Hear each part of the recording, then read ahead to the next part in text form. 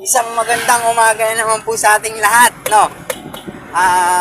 Isang masayang umaga. Nga po pala si Lito Beats. Supportan niya ang aking vlog. Kasama ko na naman po si Boss Joby.